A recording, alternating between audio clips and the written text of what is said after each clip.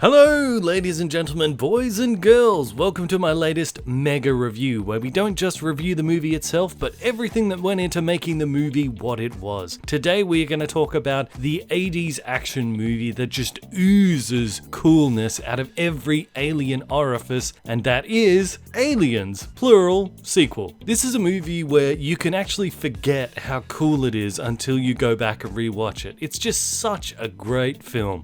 You're just too bad.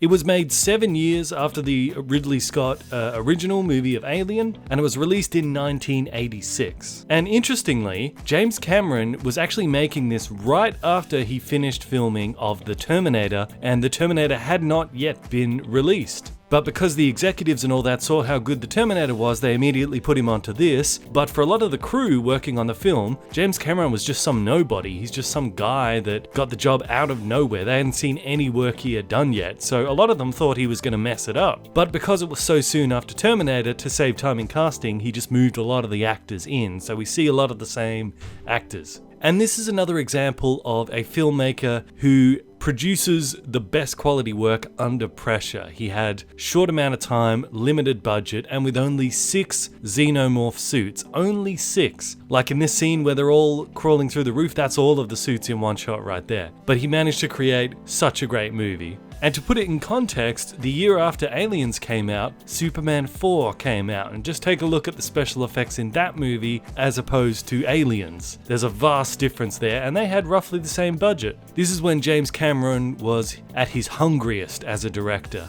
and you can see the passion in this film. Let's get into it.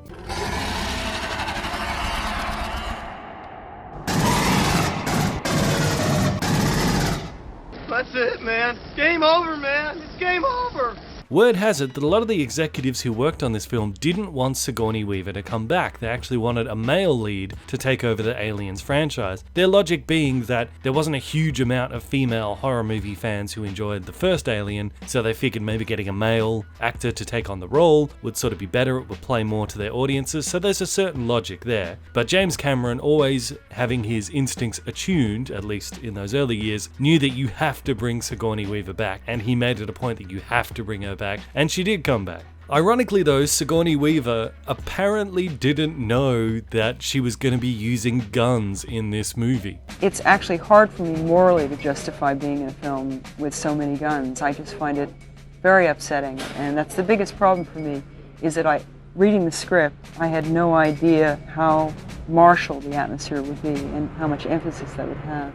I give money to anti-gun legislation, and I mean, I never even go to see movies about guns, especially killing people. I can't, I just think, I think it would be very difficult for an actor to do. You'd really have to sort of do a number on yourself, I love shooting the guns. That's like the best part of my job.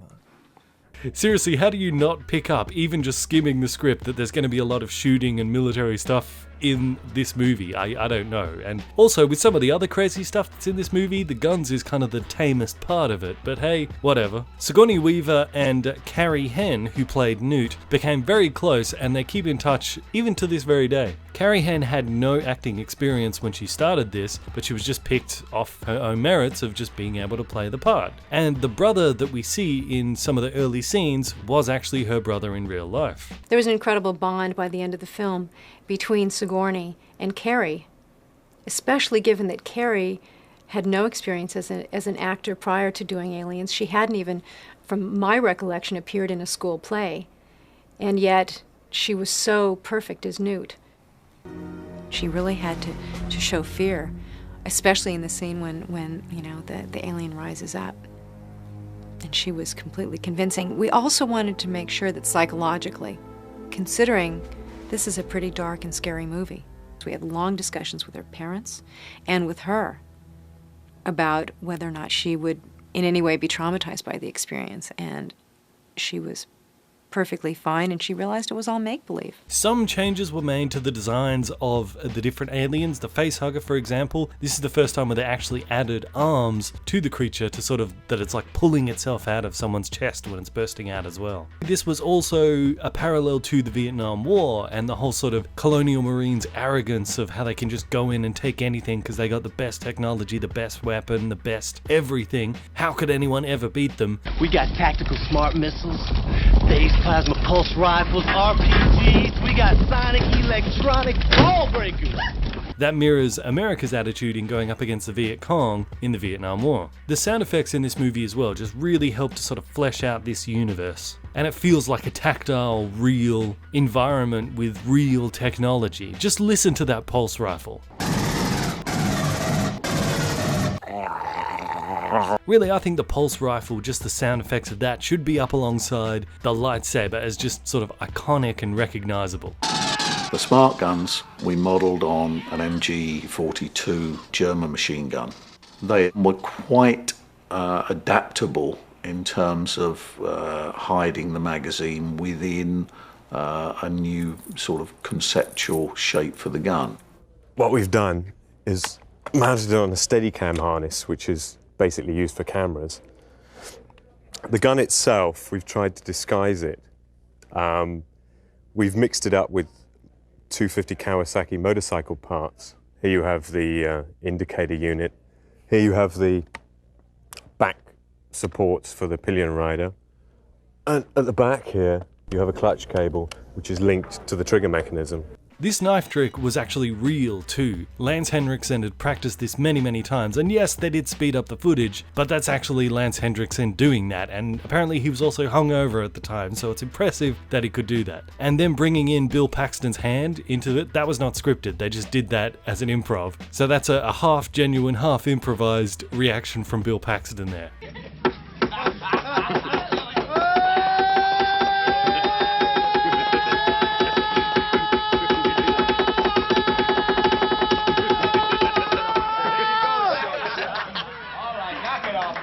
Thank you.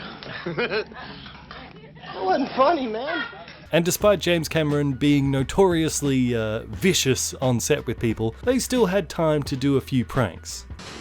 There was one instance where we, unbeknownst to anyone, strapped a balloon to Sigourney's saddle connected to an air pipe. So whenever she sat on the saddle, we could pump the balloon up, and she was wondering what the hell John was doing behind her with this movement going on from the saddle. Yeah. Well, I'm not sure who, I guess it was John, the guy in back, who blew up this balloon behind me in a certain area while we were shooting one of the big scenes. And I remember going, what's happening back there? She thought he was getting a boner all the time. She go, Jan, what are you doing, Jan? Because she couldn't move because she's strapped in. And he didn't know because he was nowhere to be seen because he was behind all this black. By the way, the South Koreans have actually built an Ed 209, so watch out, North Korea, they're coming for you.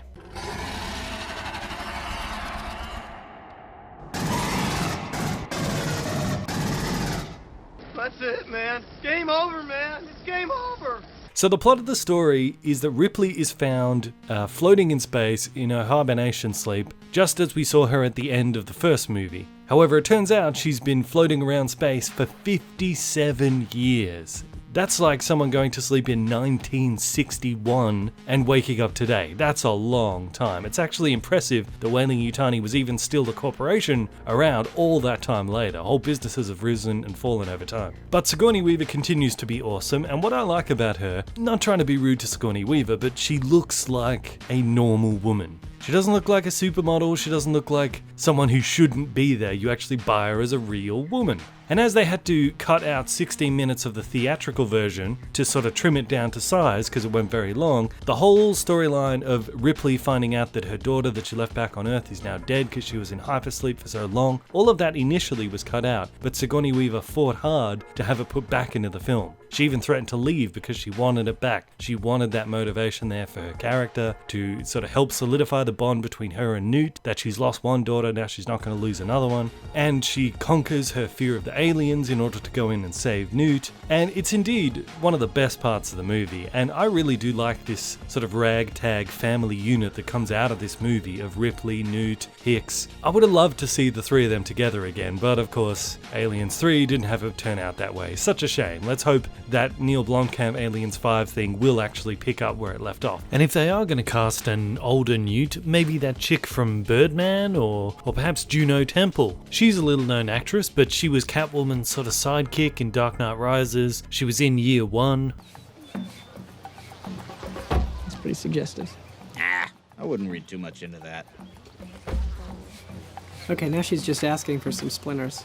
Either one of them would probably do a good job, but who knows? Who knows? And the thing about this movie is Weyland-Yutani, we all know they're the evil corporation, especially in the first and the third ones, but when you look at their actions in this movie alone, Weyland-Yutani is actually not that evil. Burke is, but a lot of the stuff that Burke does, he's doing on his own, independent from the company. I mean, the company itself, they really grill Ripley at the beginning of the movie about all these crew members that died, the ship that blew up, all this sort of stuff, but they don't press charges against her, and they basically just let her go on to live her life. They do take away her flight credentials, possibly because she's 57 years out of date, so she's probably not up to date with a lot of the technology of how these planes fly now. And when she's flipping out about all these aliens on LV-426, they've already had colonists on there for 20 years who have never complained about any of this. So from their perspective, yeah, she is a little bit crazy, because they're like, well, it's been 20 years, no one else has said anything like this, but now this crazy woman who's 57 years out of date suddenly says there are. It sounds a little crazy. You can understand where they're coming from. And when circumstances change and they lose contact with a colonist, they offer her flight credentials back. They're actually pretty reasonable, all things considered. And I can't help but wonder, if the Weyland-Yutani in the first Alien movie was so evil that they sent them down there to LV-426 on company orders to get this organism,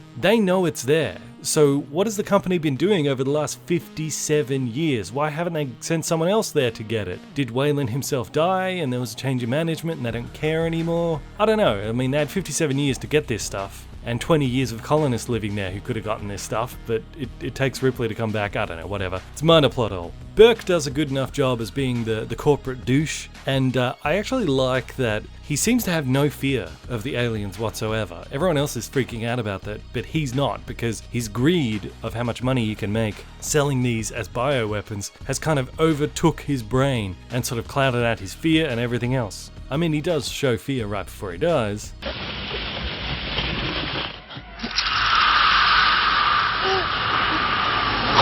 But apart from that, he's just sort of an embodiment of greed and sleaziness, and he does a good job. There is a quick throwaway line in Aliens that has had people scratching their heads for a very long time, and it's this. Hey, you sure wouldn't mind getting some more of that Arcturian poontang? Remember that? Yeah, bro, the one that you had was male. It doesn't matter when it's Arcturian, baby. Now, there's almost no information expanding on who the Arcturians are, and the first time I saw the movie, I just assumed Arcturian is like some colony on some planet called Arcturia, so the people who live there are called Arcturians. But that second line of like, hey, the one you had was male, doesn't matter if it's Arcturian, baby, seems to imply that they're actually aliens, and the little bit of information that we do have on Arcturians in this universe is that yes, they are indeed aliens. They're actually the first sentient alien life form that humans in this cinematic universe have sort of come into contact with before. And it's also stated just in this conversation alone that there's probably very little difference between the Arcturian genders, and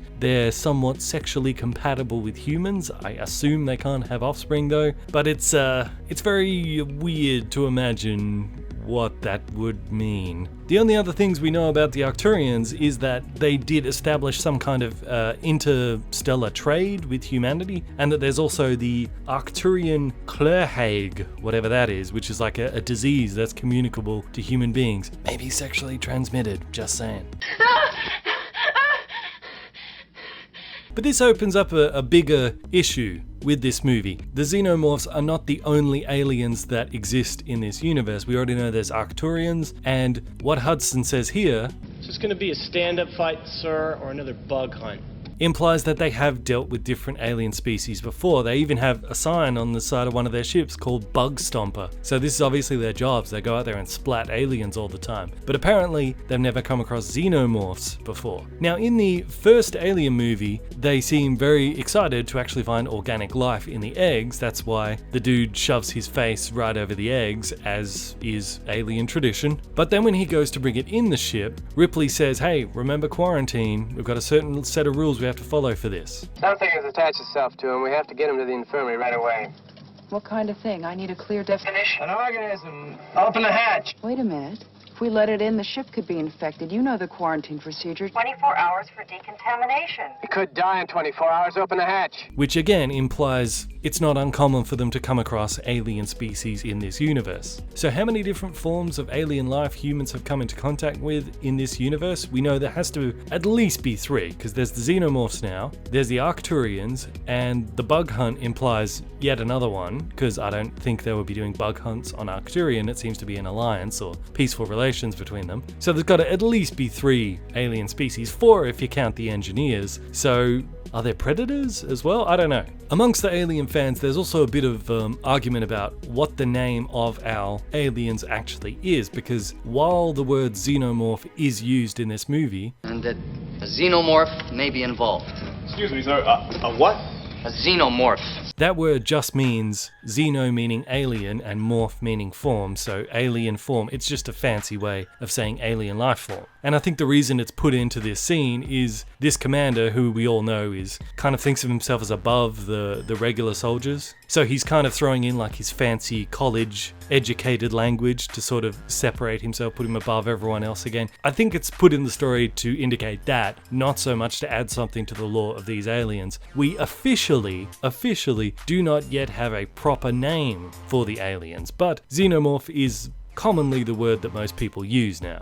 But as we've mentioned, James Cameron uses certain tricks of the trade to get around problems and lack of resources, such as in the scene with the hallway fight with the auto guns. Because it was supposed to be a scene where it's wall-to-wall aliens and they only had 6 suits, they didn't know how to shoot it, so they figured they'll just have the guns shooting and they'll cut back to the rest of them watching the count of bullets slowly going down. But this actually works, because looking at the numbers going down and knowing that the aliens are approaching and getting closer and closer to them, that really helps to sort of crank up the tension because you can't see what's happening. It's kind of the same situation like in Jaws, where in the big finale of Jaws, Steven Spielberg wanted to have the shark visible all the time, but the puppet wasn't working, so instead he came up with this idea of the barrels, so they could keep filming even though they didn't have the puppet, and it actually helps. It adds to the movie, it adds more tension for when we finally do see the shark. Same thing here with the hallway fight, so it's another example of how lack of resources could sometimes be an advantage because it forces you to be more creative with the little that you have. There's also a few quick kind of subliminal shots, like at the very end when Ripley is hanging there and the Queen has got her by the foot and they're both almost getting sucked out into space. Just for a split second, it looks like Ripley's arm actually tears off. But then when she climbs up, we see it hasn't. That's because it's a subliminal sign that Ripley felt like her arm was just about to rip off. So it's like a mind trick there. See, stuff like that is why James Cameron is fantastic. Another thing I picked up watching this, James Cameron seems to have issues with elevators in his movies. You now have 4 minutes to reach minimum safe distance. Will you press the button for the top floor, please? Thank you.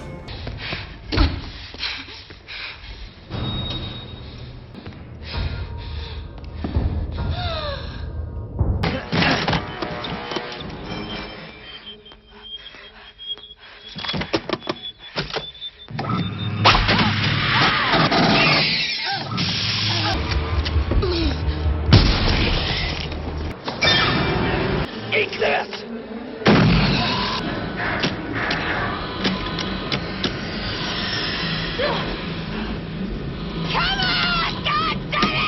I don't know what that is. Maybe he just doesn't like waiting for elevators, so it always sort of works its way into his movies. Who knows? So, you guys voted last week that you wanted this video. Well, when I early checked it, this one was ahead in the voting, and I started work and then the voting flipped around the other way later on. So yeah, I'll do Spider-Man 2 next week because that did end up winning. But of course, I'll work my way through both franchises with mega reviews, switching between one and another. But look, if you enjoy these videos and you want to help the channel grow, probably best thing you could do would be to share this video or others that are favorites of mine that I've done on your social media. Share it on your Facebook, share it on your Twitter, share it with your friends, because if you enjoy this, odds are a lot of your friends also enjoy this kind of stuff, and YouTube is cutting back on how often it recommends your videos to new people now, so if you guys could help me out, that'd really help the channel grow. But yeah, Spider-Man 2 mega review next week. I find it very interesting to look at movies like this of like iconic directors back in the early days when they were still unknown and were fighting to survive. That seems to be when movie directors or just any form of artist seems to do their best work. For some reason, once they actually achieve success because of their best work, their creativity tends to dry up. I don't know why, maybe it's just some kind of weird trick of the universe, but it's interesting to see that. Like Steven Spielberg himself has said when he goes back and looks at Jewel, the movie that he made over the course of like 14 days. He filmed it all, did it all together, and Steven Spielberg has now said if he wanted to go back and try and redo that again, he couldn't do it. Like, even with all the resources at his disposal, everything he has, he could not do it today, what he did back then, because he's a different person now. He was much more hungry back then. I think it's interesting with James Cameron, this time period in his life, and he still has made several good movies after that, but that was clearly his creative peak, and now he's kind of into the whole Avatar thing. I mean, they're fine, I guess. But I do wonder if we'll ever see this version of James Cameron come back again. Can you ever be reborn creatively in this way? Maybe it wouldn't work even if he would. Maybe it'd be too 80s for everyone. But Aliens, fantastic movie. Full credit to James Cameron. Nobody believed he could do it at the time, but he did it, and it's awesome. So thanks for watching, guys. And if you want to check out more videos like this, click on any of the cards you see right here. These work on iPad and iPhone as well. And until next time, I'll see you guys in the comments.